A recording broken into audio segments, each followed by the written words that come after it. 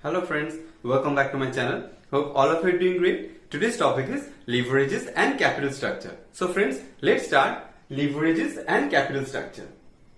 Friends, there are three types of leverages, okay? Focus on this area, okay? Number one, DOL, that is degree of operating leverage. Number two, DFL, that is degree of financial leverage. Number three, DCL, that is degree of combined leverage. Okay friends? Now DOL, that is degree of operating leverage. Friends, DOL defines the business risk or operating risks. Okay? And this is associated with all operating fixed costs. Okay? Number two, DFL, that is degree of financial leverage. And this defines the financial risk of the business. Okay? And this associated with financial activities like interest on borrowed capital, interest on loan, interest on debentures. Okay? And the firm is bound to pay the interest on borrowed capital irrespective of its profit. Okay? Number three, DCL, that is degree of combined leverage. This defines the total or combined risk of the firm. Friends, let's start the format of the leverages. Okay? Friends, we need to start with sales value. Okay? Now, we know that there are two types of costs. Okay? One is variable cost, another one is fixed cost, which is also known as operating fixed cost. Okay? Now, we need to deduct the variable cost first from sales value to get contribution. So, what is the formula? Sales value minus variable cost will get contribution. Right? Now, we are having the fixed cost. Now, you deduct the fixed cost from contribution. You will get operating profit, that is EBIT, that is earnings before interest and taxes. Okay? I repeat, earnings before interest and taxes. So friends, in place of EBIT, you can write PBIT as well. PBIT is profit before interest and tax. That is, in place of E, you can write P as well. Okay? So I repeat, sales value minus variable cost is our contribution. From there, we are deducting operating fixed cost to get operating profit, that is EBIT. Done? Friends, let's focus on EBIT, that is earning before interest and taxes. I repeat, earning before interest and taxes. Okay? So I is interest and T is taxes. Okay? Now, the company need to pay first interest and then the company need to pay taxes. Okay? So less interest on borrowed capital. Borrowed capital means, friends, suppose we have taken loan, we have issued debentures, so the company need to pay interest on that. So interest on loan, interest on debentures, right? So from EBIT, we need to deduct interest first. So less interest on borrowed capital, then we will deduct taxation, okay? So less tax, okay? Before paying tax, the earnings will be known as earning before tax or profit before tax. And after paying tax, it will be known as earning after tax or profit after tax. So friends, it's very simple. So up to this, sales value minus variable cost is our contribution, less operating fixed cost is our operating profit or EBIT. So from EBIT, we are paying first interest and then we will pay taxes. Before paying tax, it is known as earning before tax. After paying tax, it is known earning after tax or profit after tax. Okay friends? Now, friends, we know that there are two types of dividends. Okay? One is preference dividend, another one is equity dividend. And we know that the preference shareholders, they enjoy the priority or the preferences over the equity shareholders. Okay? So first the company needs to pay the preference dividend. Okay? So less preference dividend, you will get the earnings which is available to equity shareholders. It is known as EAES, that is earnings available to equity shareholders. So friends, from EAES, only thing the company need to pay to the equity shareholders, the company will pay the equity dividend. So less equity dividend will get the retained earnings. This is known as retained earnings and it will be transferred to reserve. Okay? Now we need to calculate EPS, that is earnings per share. So what is the formula of EPS? EAES divided by number of equity shares. EAES, that is earnings available to equity shareholders, divided by number of equity shares. So before calculation of EPS, friends, you calculate number of equity shares, okay, and then you write EPS equals to EAES divided by number of equity shares. So if you divide the total earnings available to equity shareholders by number of equity shares, you will get EPS. Now we need to calculate the desired leverages. Okay, Number 1, DOL, that is degree of operating leverage. Number 2, DFL, that is degree of financial leverage. Number 3, that is DCL, degree of combined leverage. Right, friends? Now, friends, we are having formulas. But friends, you don't need to remember these formulas. You just check it across my trick. Friends, you focus on the green colored heading. Number 1, we have calculated what? Contribution. Number 2, we have calculated EBIT. Number 3, we have calculated EBT. I repeat. First, we have calculated contribution. Second, we have calculated EBIT. Third, we have calculated EBT. Right? Now, we have to find out DOL, that is degree of operating leverage. Friends, you check it across what I am doing. Number 1, we calculated contribution. Number 2, we have calculated EBIT. So, you put one by. So, contribution by EBIT. Number 1 divided by number 2, that is contribution by EBIT is our formula. So, copy this, paste it across. Contribution by EBIT is our DOL. I repeat, contribution by EBIT, number 1 divided by number 2 is our DOL. It's very simple. Next, DFL, that is degree of financial leverage. Now, friends, number 2 divided by number 3, you put one by over here. So, EBIT divided by EBT. I repeat, EBIT divided by EBT, EBIT divided by EBT is our formula of DFL. EBIT divided by EBT. So, friends, I repeat, DOL is what? Contribution by EBIT, 1 divided by 2. Done. DFL is what? Number 2 divided by 3. EBIT divided by EBT. So, I repeat, contribution by EBIT is our DOL. EBIT divided by EBT is our DFL. It's very simple. Now, friends, now we need to calculate DCL, that is total leverage or degree of combined leverage. We are having two ways to calculate DCL. Number 1, 1 divided by 3. Contribution divided by EBT. So, copy these two. Contribution divided by EBT is our DCL, that is degree of combined leverage. Or friends, simply you multiply DOL into DFL. DOL, you got this figure and you got DFL, multiply these two. Multiply DOL into DFL, you will get DCL. It's very simple. So friends, I am repeating once again. DOL is contribution by EBIT, 1 divided by 2. DFL is 2 divided by 3, that is EBIT divided by EBT. And DCL is simply you multiply these two. DOL into DFL, you will get degree of combined leverage. So it's done. Friends, suppose the given question is this one. Capital structure of Austin Limited. Equity share capital rupees 5 lakhs. Retained earnings rupees 2,50,000. 14% debentures rupees 2,50,000. Total is rupees 10 lakhs. Okay. Now, the company wants to undertake an expansion scheme of rupees 6 lakhs, which can be financed, number 1, entirely by issue of equity shares, or number 2, by 12% debentures, in bracket it is written, of rupees 100 each at par. Okay. As a result of expansion, sales will increase by 50%, operating fixed cost will increase by 100%. Okay. Now, the present operating details are as sales rupees 20 lakhs, variable cost 60% of sales, operating fixed cost rupees 2 lakhs, corporate tax 40%, and the required question is calculate leverages and earning per share before and after expansion. Okay, friends? Friends, now focus on this part, the solutions part. Okay. Now, what are the columns we need to incorporate? Particulars. Apart from particulars, we need to open 3 amount columns. Okay. Number 1 is present, to incorporate the present operating details, and next 2 columns are for the expansion proposals. First proposal is entirely by issue of equity shares, so equity issue, first proposal, and second proposal is 12% debenture, so debenture issue, second proposal. So we are opening 3 amount columns. First one is to incorporate our present scenario, present structure, and present operating details, and rest 2 is for the expansion proposals. Okay, equity issue and debenture issue, right? In the question, the existing capital structure is given. Equity share capital 5 lakhs and 14% debentures 2,50,000.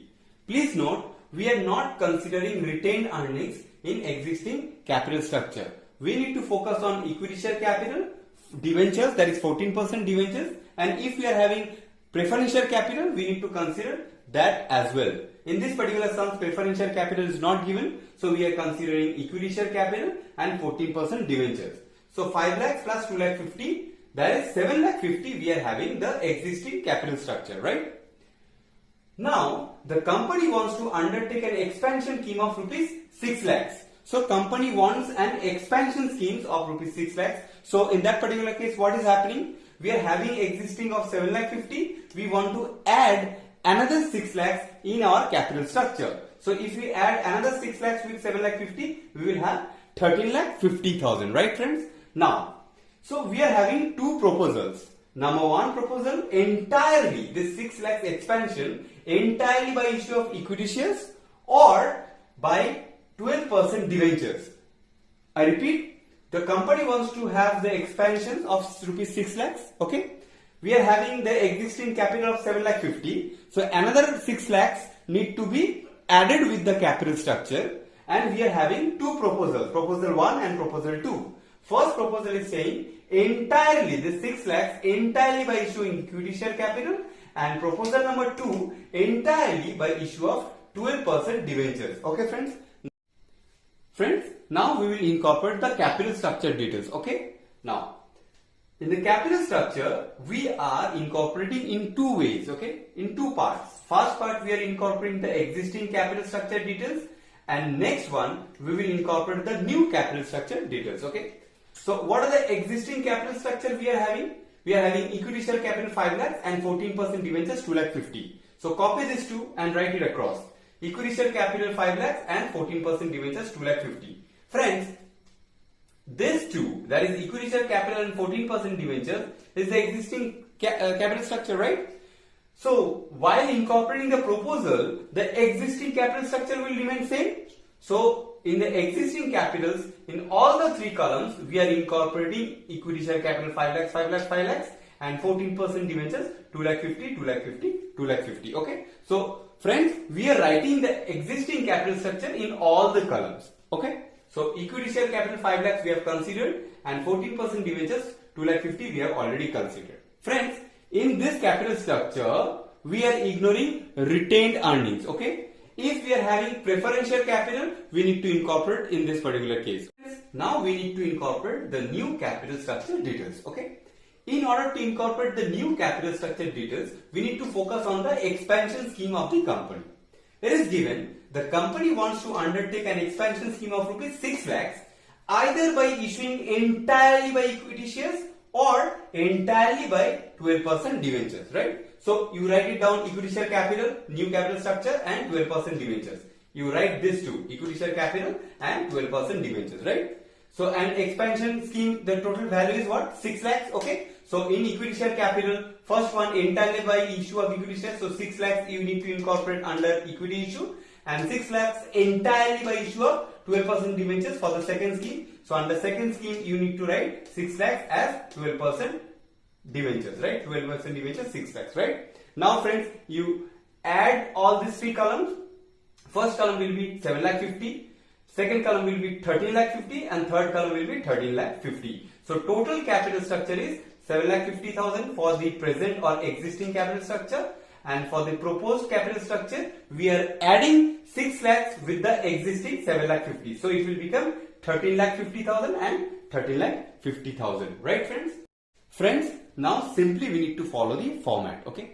This format we need to follow. This is already I have explained, right? So simply you need to copy this format and paste it across. Okay? Now we need to start with sales value. So write sales value. Okay? Now friends, it is given present operating details sales rupees 20 lakhs. So under present column, that is first column, you write 20 lakhs sales value. So sales value 20 lakhs, sales value 20 lakhs. Done. Now for these two columns, friends, focus on this para. As a result of expansion, sales will increase by 50% and operating fixed cost will increase by 100%. Okay? Now, what is said? Sales will increase by 50%. So for this proposed two columns, for equity issue and debenture issue, for second and third column, sales will increase by 50%. So sales we are having 20 lakhs. So if it increase by 50%, what will be the figure? 30 lakhs. How you need to calculate? 20 lakhs plus 50% of 20 lakhs or simply 150% of 20 lakhs.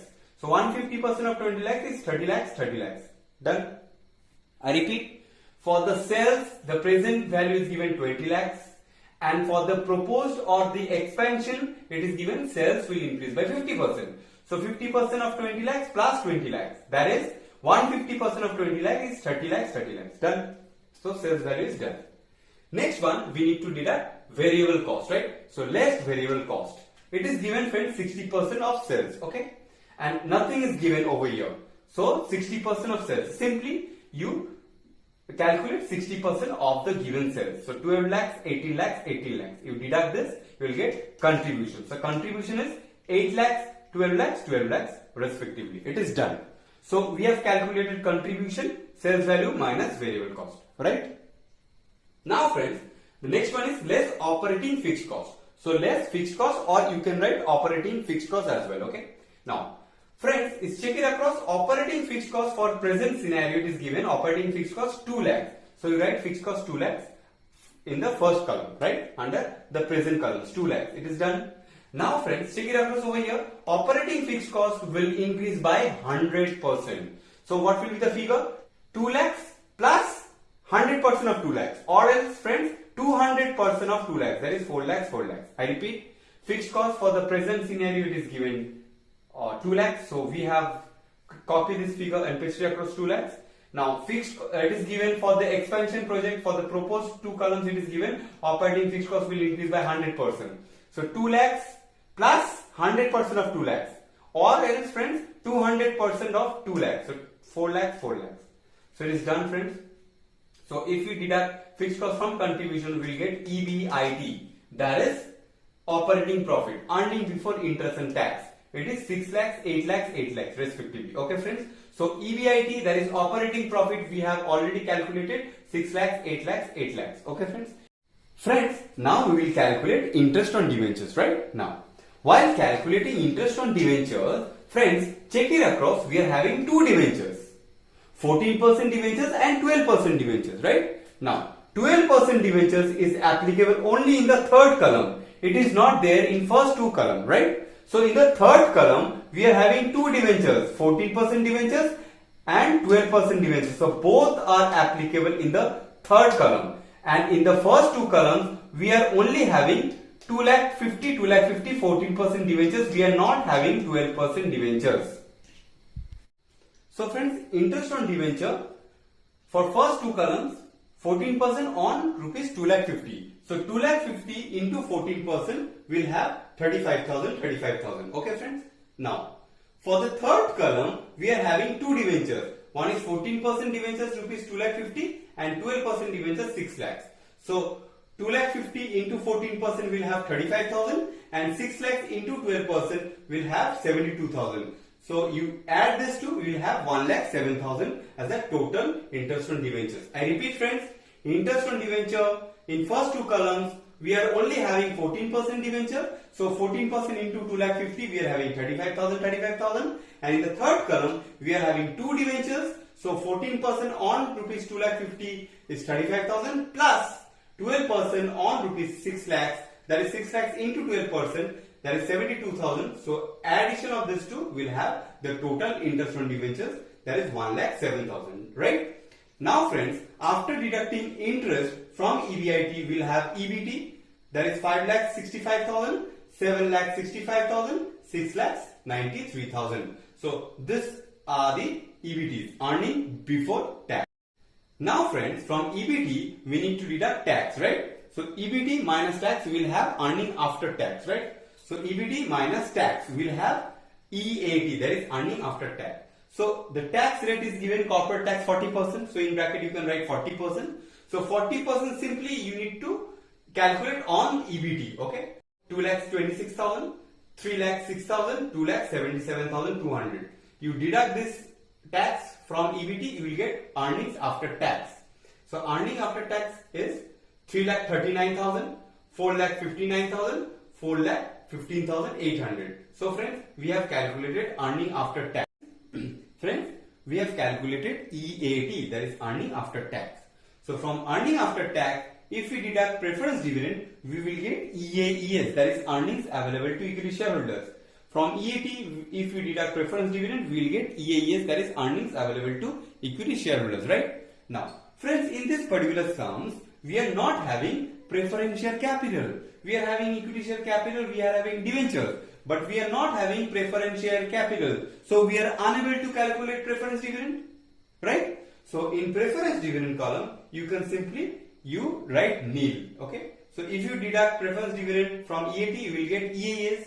Friends, kindly note, as preference dividend is not given, EAT will be equal to EAS. EAT, the same figure will be copied and pasted across over here. So EAT will be equal to EAS as because preference dividend is not given. Okay. Suppose friend, preferential capital is given and you need to calculate preference dividend.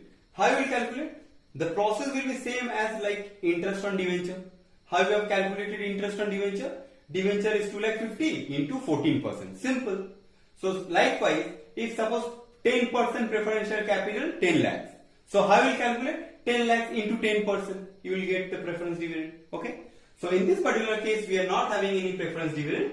So EAT will be equal to EAES. So done. Friends, now we will calculate number of equity shares. Okay.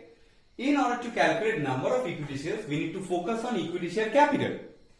In the equity share capital, it is given one share is 100 rupees each. Okay.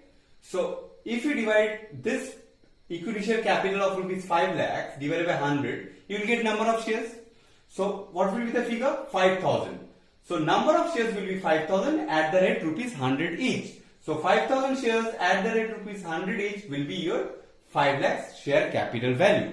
So number of shares will be divided by 100. So 5,000, 5,000, 5,000. Okay. But in the second column, we are having additional equity share capital of rupees 6 lakhs. So if you divide it by 100, it will be 6,000 shares. So in the present first column, we are having 5,000 equity shares. So 5,000 equity shares. In the second column, we are having 2 equity share capital.